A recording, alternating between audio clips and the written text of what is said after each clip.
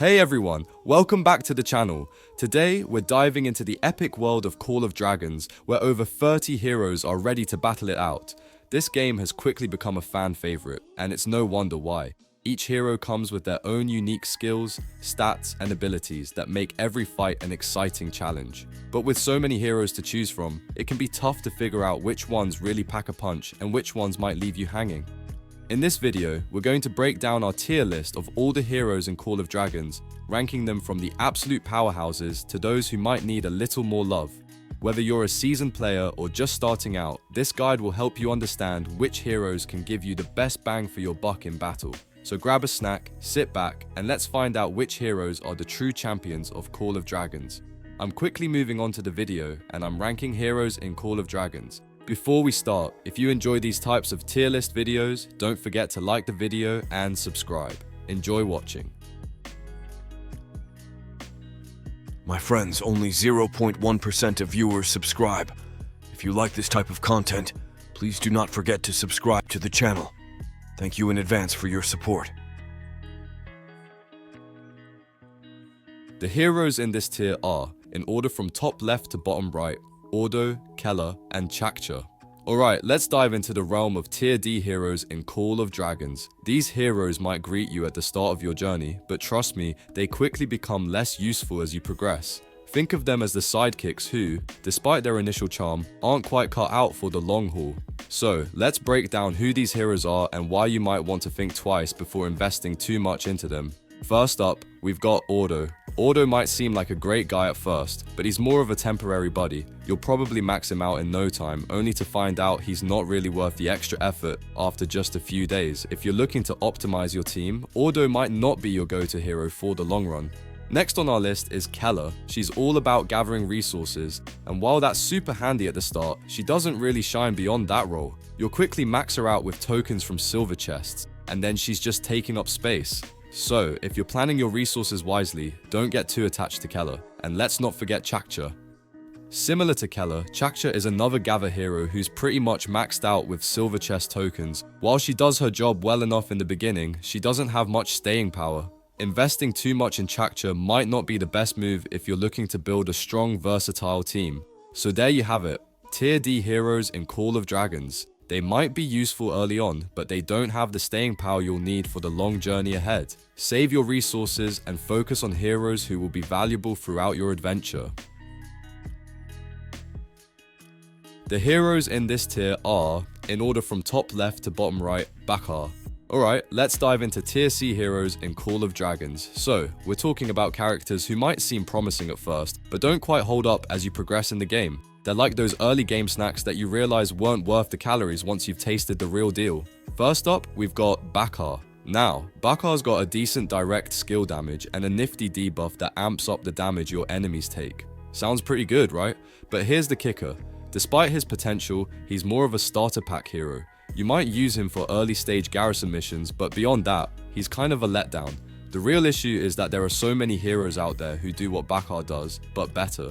In short, if you're just starting out, Bakar might serve you well enough to get through the initial stages, but once you get your hands on some of the better heroes, you'll probably find yourself saying, Bakar who? He's not likely to make any major waves in Season 2 or beyond, so if you're holding out hope that Bakar will suddenly become a game changer, you might want to temper those expectations. Remember, in Call of Dragons, there are always better options out there as you progress. So, while Bakar might be a decent choice in the early days, don't be afraid to swap him out once you get your hands on heroes who can really shine. Keep exploring, keep leveling up, and you'll find the heroes who truly make a difference in your battles. The heroes in this tier are, in order from top left to bottom right, Pan, Atheus, Craig, Alwyn, and Alistair. Alright, let's dive into the world of tier B heroes in Call of Dragons. These heroes are definitely solid, offering some great utility and power, especially in the later stages of the game. They might not be the absolute top tier picks, but they're far from useless. Let's break down who's who and what makes them tick. First up, we've got Alwyn, the Master of Poisons. With his ability to inflict damage over time and debuff enemy march speed, he's got a pretty nasty toolkit. Early on, Alwyn can really shine, providing you with solid damage and crowd control. However, as you move into Season 2, he's starting to fall off a bit, especially with stronger heroes like Waldir and Lilia making their mark. Still, if you need an extra mage to beef up your team, Alwyn's definitely worth a look. Next, let's chat about Pan. She's kind of a jack of all trades but master of none. While she can offer some decent healing and attack boosts, her true strength is in gathering resources rather than providing frontline support. If you're early in the game and need a versatile hero, she might be useful, but don't invest too heavily unless you really need her unique debuff removal ability. Then we have Atheus. He's an epic commander who excels in the open field with his active skill that deals damage and his passive skills that boost rage and healing. While he does have a special bonus for flying units, he's not the strongest pick for late game content. If you've already invested in him, he can still hold his own, but he's not the best choice if you're looking for top tier power right now. Craig is another interesting hero in Tier B. His skills offer both direct and area damage, plus a fantastic buff from his first passive skill. However, his other passives require you to use flying units and set up specific structures, which can be a bit limiting. He's a good hero to have on your roster, especially if you're into the flying meta, but he might not be the highest priority compared to others in Season 2. Finally, there's Alistair. Unfortunately, he doesn't quite make the cut for most players. His cavalry-focused kit is more about city rallies and multi-target damage, but cavalry isn't everyone's cup of tea, especially with an epic commander. If you're really into cavalry and need someone to lead those charges, he might be worth a try. But otherwise, there are better options out there. So there you have it, folks. Tier B heroes in Call of Dragons offer some great perks and can definitely contribute to your success. Just remember, if you're aiming for the absolute best, keep your eye on those S and A tier heroes. Happy gaming.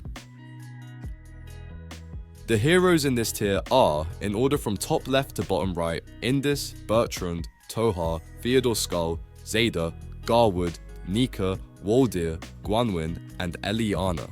Alright, let's dive into Tier A heroes for Call of Dragons and see what makes them stand out. While they might not be the cream of the crop just yet, they're still solid picks for late game content and have some serious potential for future updates. First up, we've got Indis. Now, technically she's a gather hero, but don't write her off just yet. She can double as a decent support hero. If you unlock her through Dragon Trail, it's not a bad deal. While she might not be the star player right now, keep an eye on her. She could get a bigger role in the future, so don't completely neglect her. Next, let's talk Bertrand and Tohar. They're both part of the new magic flying archetype, which is still finding its footing. Currently, Bertrand's only real pairing is with Tohar, but the magic flying marches are already doing a solid job. If you're feeling adventurous and want to invest in them, great! Just don't expect instant results. They're not top tier right now, but they've got potential for later. Then, there's Theodore. He's a solid choice with his skill tree that combines garrison and cavalry, giving extra defense to cavalry units. When paired correctly, especially with a hero that can debuff, Theodore can be a real powerhouse. Just be aware, he might be a bit of a tough investment for the average player, but he could shine by the end of Season 2. Moving on to Zayda, she's making waves as a top tier marksman hero. Her DPS surpasses even Efreyigar and Sindrian when paired with Magrat. She's fantastic with most marksman heroes and is definitely worth considering if you're building a strong marksman lineup. Garwood is another standout. He's great for healing wounded units and pairs well with heroes who need a defensive boost. Even though he's more about survival and less about dealing damage, he's becoming increasingly popular, especially with the rise of infantry heroes. Garwood's durability makes him a valuable addition to many squads. Finally, let's discuss Eliana. She's got a nice shield and damage in her active skill, but she's more of a backup hero for making your legions tankier rather than taking the spotlight. She's easy to build through events, so she's worth having around, but don't count on her to be your main player. She's still not quite in the meta, so keep her as a backup until you find better options. That wraps up our look at Tier A heroes. They might not be top tier yet, but they have their moments and are definitely worth keeping an eye on for future updates. The heroes in this tier are, in order from top left to bottom right, Bakshi, Sindrion, Skogul, Freygar, Velin, Kinara, Thea, Goresh, Nico, Madeline, Magrat, Emrys, Hosk, and Lilia. Alright, let's dive into the S tier heroes of Call of Dragons and see why these legends are truly top notch. Buckle up, because these heroes are so powerful they might make you feel like a game god, even if you're just getting started. First up, we've got Bakshi. This guy is a beast when it comes to single target damage. His buffs and skill damage are phenomenal, making him a must-have for any cavalry-focused player. The only hiccup is that he's a bit of a bottleneck to build. Getting those skills maxed out takes some serious time and effort. But if cavalry is your thing, Bakshi is still a solid pick, especially with the increasing use of cavalry for flag capturing. Next, let's talk about Sindrian. This hero's synergy with a Frigga is fantastic, especially with the new artifacts and war pets in Season 2. If you're looking for versatility in your pairings, Sindrian's got you covered. He's one of the best pairings in the game right now, and his value in various situations is off the charts. Skogul is another powerhouse. Previously, infantry was mainly used as a meat shield, but with Goresh and Skogul, you've got a combo that forces enemies to focus on them while they melt opponents with counterattacks. This duo has had a massive impact on the meta, making them essential for any endgame infantry march. Let's not forget Freyja, the marksman hero with incredible range. Unlike other marksmen, she can deal with behemoths and reduce target rage accumulation. Her crit focus kit is perfect for dealing massive damage and maintaining an edge in battle. Combine her with Sindrian for an unstoppable duo. Moving on to Veland, who's great for freeze and magic damage. While he's not quite as high on the list as Lilia due to her superior damage output, Veland is still an amazing hero, especially when paired with Lilia. His control kit is excellent, and if you invest in him, he'll definitely stay meta in Season 2. Finally, we have Kinara. This marksman hero shines in open field battles with her ability to debuff, deal damage, and lock targets in place. Despite the high cost of obtaining her through the wheel, she's an incredible PvP hero. With the new war pets, her effectiveness has only increased. So, there you have it, a rundown of the S-tier heroes in A Call of Dragons. These legends are game changers, and while they might be a bit tricky to get, they're well worth the effort. Keep these heroes in your lineup and you'll be dominating the battlefield in no time. The video ends here. See you in another video. Don't forget to subscribe.